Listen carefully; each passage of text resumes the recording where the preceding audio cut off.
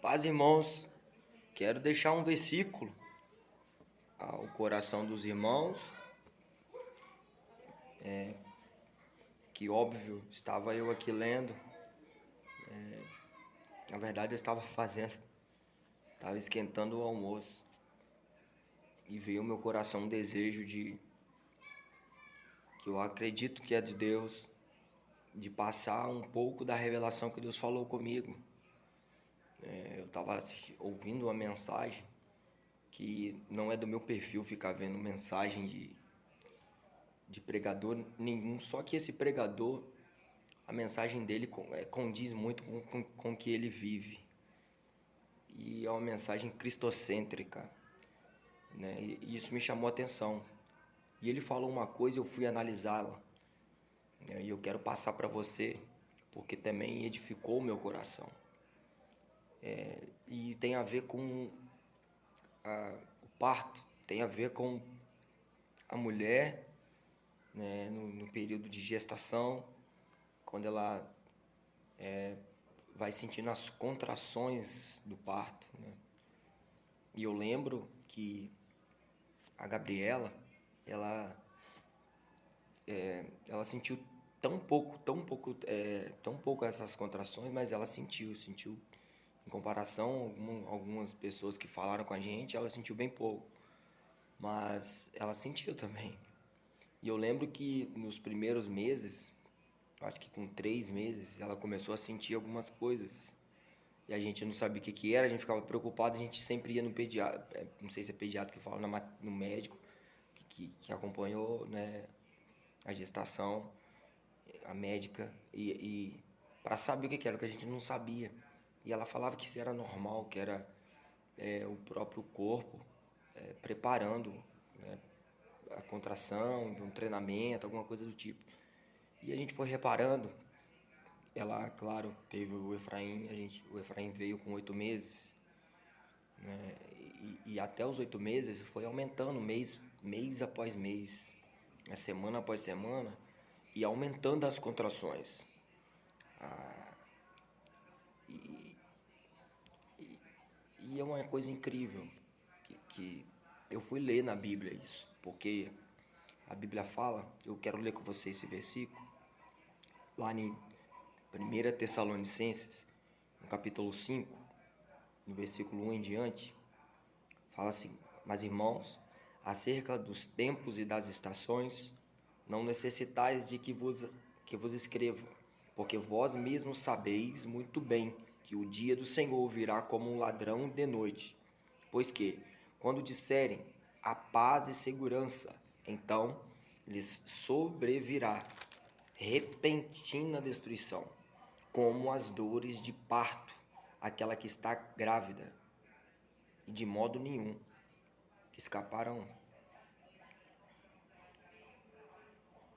O texto continua e Paulo adverte a igreja de Tessalônica acerca do que vai vir. Aqui Paulo está falando profeticamente. Ele está falando uma coisa que não é de costume da carta. Ele está falando uma coisa profética. Ele está falando de uma coisa que irá acontecer. Ele está recitando o que fala no livro de Daniel, né? Que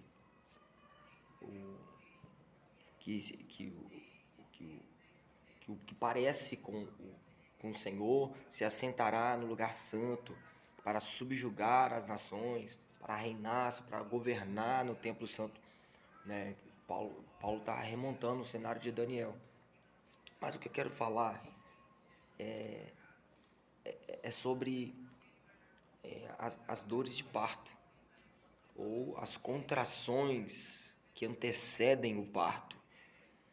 E eu fui ver na Bíblia, a gente sempre ouve falar que tem muita gente que fala, olha, a gente que tem costume de falar de Jesus para qualquer um que a gente vê, não pode dar uma oportunidade que a gente fala. As pessoas falam, varão, esses sinais aí são o princípio das dores, os princípios das dores. E isso soa como se fosse um alívio para eles, como se eles falassem bem assim, não, Jesus não está voltando ainda não, isso aqui é só o princípio das dores. Tem muita coisa para acontecer, varão, isso aí é só o princípio das dores de parto. os princípios das dores de parto.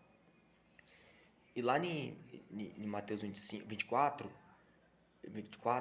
e capítulo 24 e capítulo 25, fala sobre os sinais que antecedem a vinda de Cristo. E tem um versículo lá, no capítulo 24, que fala assim, ó,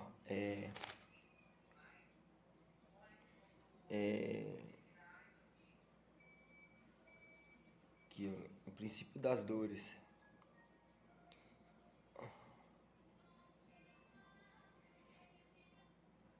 Ele fala assim, que fala, ó,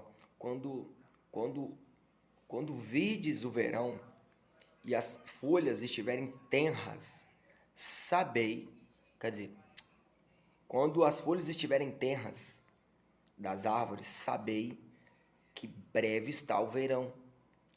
Assim também, quando virdes esses sinais, sabeis que perto está o fim. Perto está o fim. Sabei que ele está às portas. Aí fala aqui o texto, ó, em verdade vos digo que não passará essa geração antes que todas essas coisas aconteçam. E preste atenção nisso. O vídeo vai ficar um pouco grande, se você tiver tempo para você ouvir, ouça isso pelo amor de Deus. E como estava dizendo, as dores de parto são assim. As contrações do parto são assim, né? Elas vão aumentando, só que até que chega um momento que fica insuportável para a mulher. E chega um momento que ela sabe que ela tem que correr para o hospital, porque chegou a hora do parto. E aí, para essas pessoas, né, que como eu disse, falam, não, Verão, é só o princípio das dores. As dores do parto já começou tem muito tempo. As perseguições que falam, as guerras, os sinais que a Bíblia diz, que Jesus fala lá em Mateus, eles acontecem pai contra filho, irmão contra irmão, guerra, rumores de guerra, terremoto, essas destruições, elas acontecem desde o Bereshit.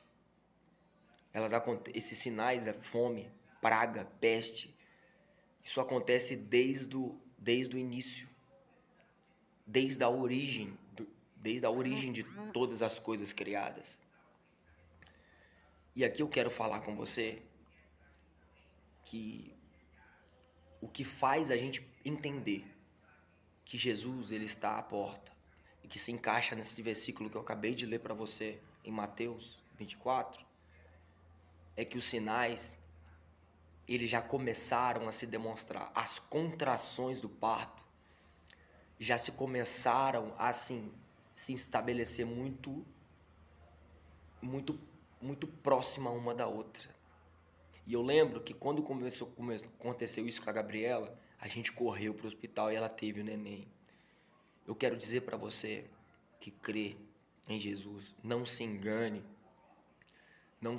com esses pregadores, não se engane com essas mensagens que falam que tem muita coisa para acontecer. Pessoas que estão dizendo que está tudo certo.